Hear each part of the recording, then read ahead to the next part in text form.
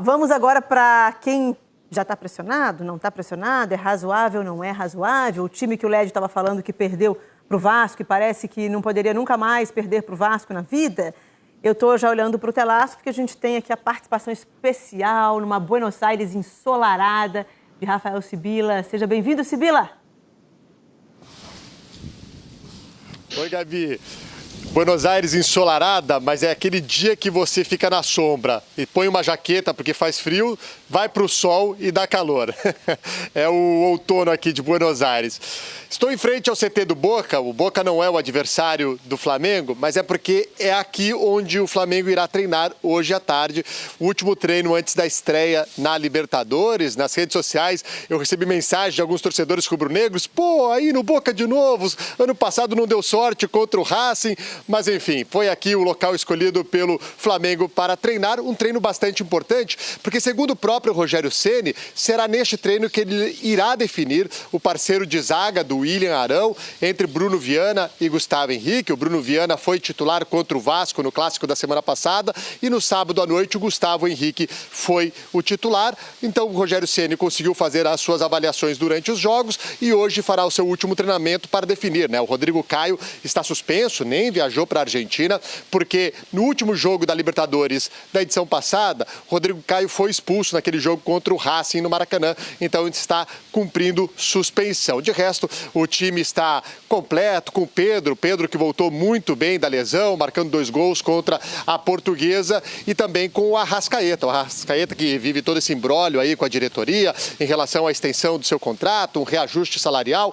Ontem mesmo, até antes do embarque do Flamengo aqui para a Argentina, ainda no Rio de Janeiro, o vice-presidente de futebol, Marcos Braz, falou sobre o assunto, falou sobre o Arrascaeta, disse que é justo por parte do jogador e do empresário dele pedir um reajuste, um novo contrato, mas que neste momento o Flamengo não tem como acatar o valor pedido, mas que acredita que o time, o Flamengo, né, o clube e o jogador vão chegar a um denominador comum. Então o Flamengo treina hoje à tarde, até porque ontem chegou bastante tarde aqui em Buenos Aires, na verdade chegou na madrugada desta segunda-feira, o avião pousou por volta da 00h15, os jogadores só foram chegar no hotel às 2h30 da manhã, porque aqui na Argentina, apesar da exigência de um teste PCR negativo, ao chegar ao aeroporto de Ezeiza, é obrigatório fazer outro exame dentro do aeroporto, só quando está com resultado negativo feito aqui na Argentina é que os jogadores, a delegação é liberada. Então, por isso, é um trâmite um pouco mais demorado, os jogadores acabaram chegando tarde para o hotel. O adversário é o Vélez Sarsfield, um time importante aqui da Argentina, não está entre os 5 grandes. Fazia 7 anos que o Vélez não se classificava para a Libertadores, mas na Copa de la Liga, que é o torneio que está sendo disputado aqui na Argentina, é o time de melhor campanha, 10 jogos, 7 vitórias. É bem verdade que foi goleado pelo Boca Juniors por 7-1, mas é o time com a melhor campanha, com jogadores com experiência no futebol brasileiro, como o Centurion, que passou pelo São Paulo, e o Manquejo, que defendeu o Flamengo anos atrás. Gabi. Muito bem, Sibila. Manquejo, a torcida do Flamengo, lembra bastante. Qualquer novidade, você grita a gente aqui, por favor. Pode deixar. Bom programa para todo mundo. Um abraço para o Sibila. Obrigada pela participação. E ele falou sobre a declaração, né, do Marcos Braz no aeroporto, indo para Buenos Aires, sobre o de Arrascaeta. Vamos ouvir o dirigente.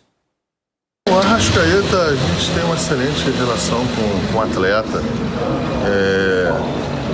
E também com o empresário, quando se foi feita a negociação. Tem, de fato, um pleito pelo empresário do jogador. Eu acho que esse pleito é um pleito normal. Se fazer isso. Infelizmente, nesse momento, a gente não pode acatar esse pleito, mas a relação com o jogador sempre foi a melhor possível. É um jogador que a gente respeita muito e um jogador que sempre respeitou muito as coisas aqui no Flamengo, o dia a dia, sempre está solícito, sempre está pronto, sempre um craque de bola. E que com calma, com tranquilidade, a gente vai chegar e vai resolver isso tudo. Muito bem. Marcos Braz falando sobre o Arrascaeta, que aparentemente não tem mais a lesão que havia sido detectada era pequena, era apenas no exame de imagem, o jogador disse que sentia dores, mas viajou, é um jogador importante. Pedrinho, acha que os erros cometidos pelo Flamengo, a gente já falou muito dos acertos do Vasco da Gama após a vitória, mas os erros cometidos para o Flamengo são carregados? Ainda há dúvidas para essa partida contra o Vélez, sobretudo ali na zaga? Gabi, eu acho que o Luiz pediu a palavra aí, depois eu falo. Opa, então vai lá, Luiz. Só para fazer um parênteses sobre o Daniel Fonseca, que é o empresário do Arrascaeta. O Daniel Fonseca foi bom jogador, tudo, fez gol na Seleção Brasileira, na Copa América de 95, acho que o Lédio pode me corrigir se eu estiver enganado, que foi nos pênaltis, o Túlio fez o gol do Brasil, então, enfim. Foi um bom jogador, foi empresário do Luizito Soares antes dele ir para a Europa, quando ele foi da primeira vez, aí o Luizito Soares rompeu com ele, para dizer o seguinte, com o maior respeito ao Daniel Fonseca, eu fiz muitas críticas à condução no primeiro momento do Flamengo dessa questão do Arrascaeta, porque a informação que a gente tinha é que não havia contusão, né? Mas eu quero dizer o seguinte, o Daniel Fonseca é uma grande mala. É uma mala quase sem alça. Mas ele fica rico e o jogador... Mas é verdade, Lédio. Mas o jogador que ele representa fica rico também. Ele conduz sempre assim. Sempre assim. E o Arrascaeta já é grandinho para ficar sendo suscetível a todas as vontades do Daniel Fonseca. Arrascaeta, cumpre seu contrato, falta quase 3 anos de contrato. Vai lá jogar e dar o seu melhor, é o que você tem que fazer. E o Daniel Fonseca já fez essa pataquada no Cruzeiro. Então vamos ter um pé atrás com o tal de Daniel Fonseca. O Daniel Fonseca era seu empresário, Pedrinho? Ótima pergunta e ótima introdução, Luiz.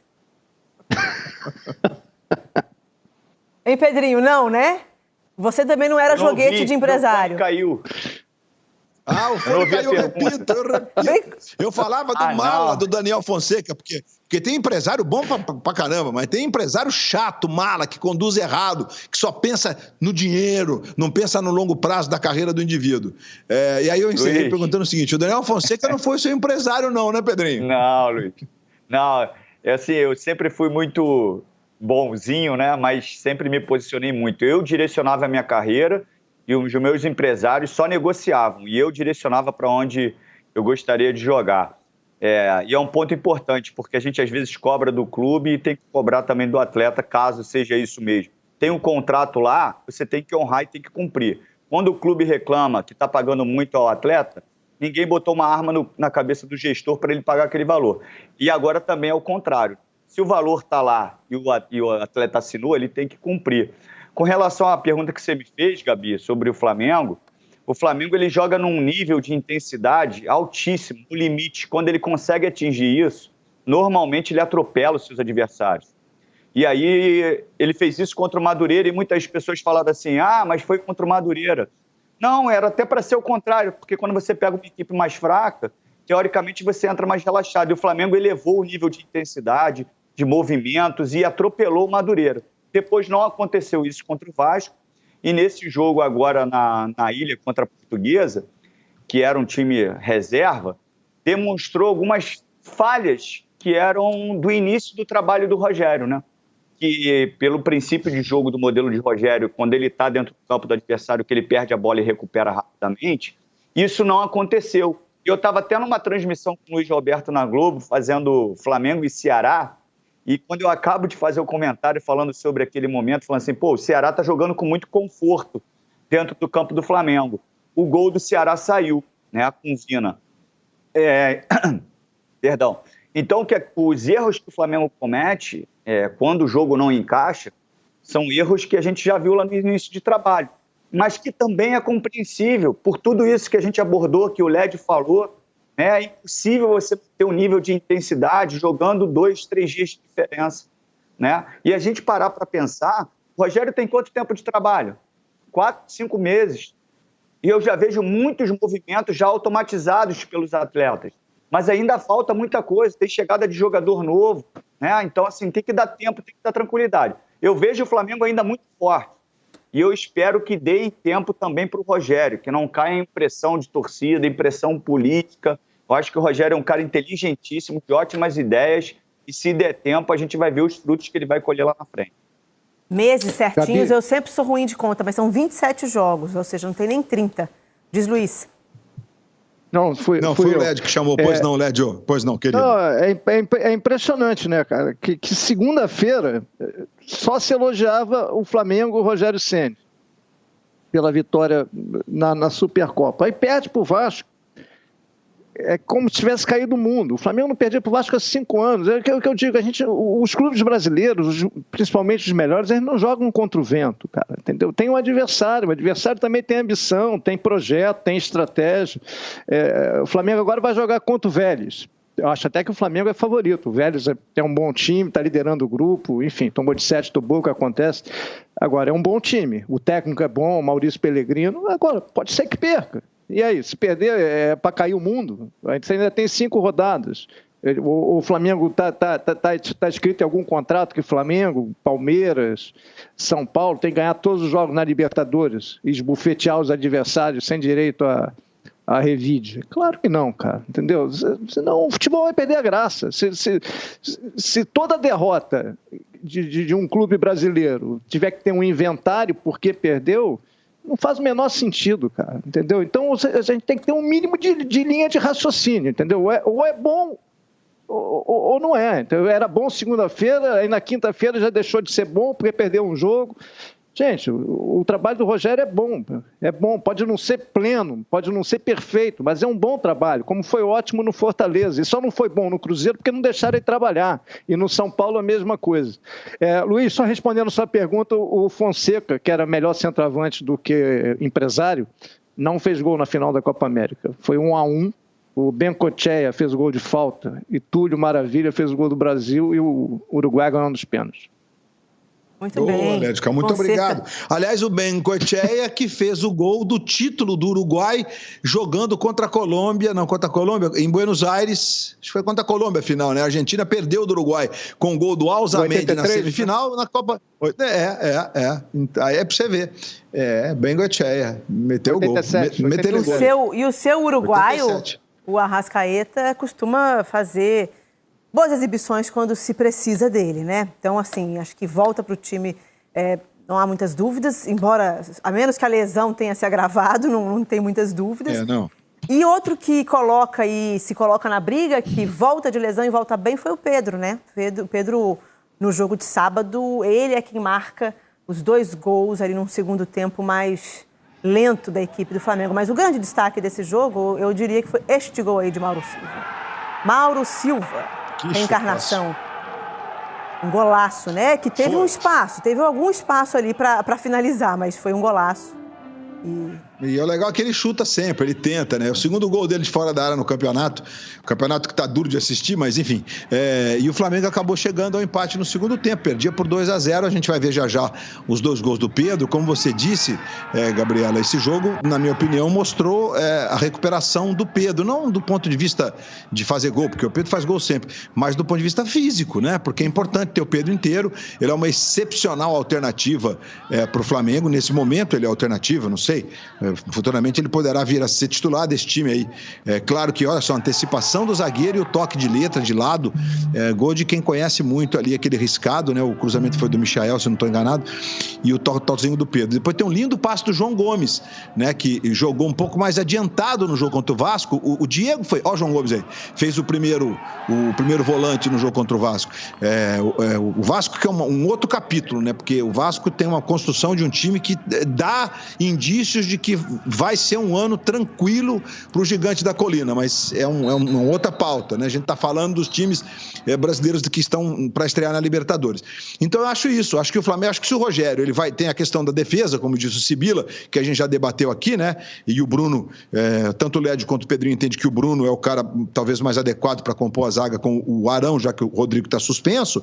E eu acho que é isso, acho que se o Arrascaeta não puder jogar, se sou o Rogério, não mexo no conjunto do time, não. Deixa o time com a composição de Diego e Gerson, de Everton Ribeiro, de Gabigol e Bruno Henrique na frente, e com o Vitinho fazendo o papel do Arrascaeta para não mexer muito. Acho que a mexida do jogo contra o Vasco deu mais confusão do que resultado. Acho que o Flamengo tem tudo para fazer uma grande campanha. É um grupo que tem a LDU, o Vélez, que é o jogo de estreia, e o União La Calera, o poderosíssimo União La Calera, mas a tabela tem os 2 grandes no fim, como jogos em casa, e o Flamengo Flamengo estreia contra o Vélez, depois recebe o La Calera, né?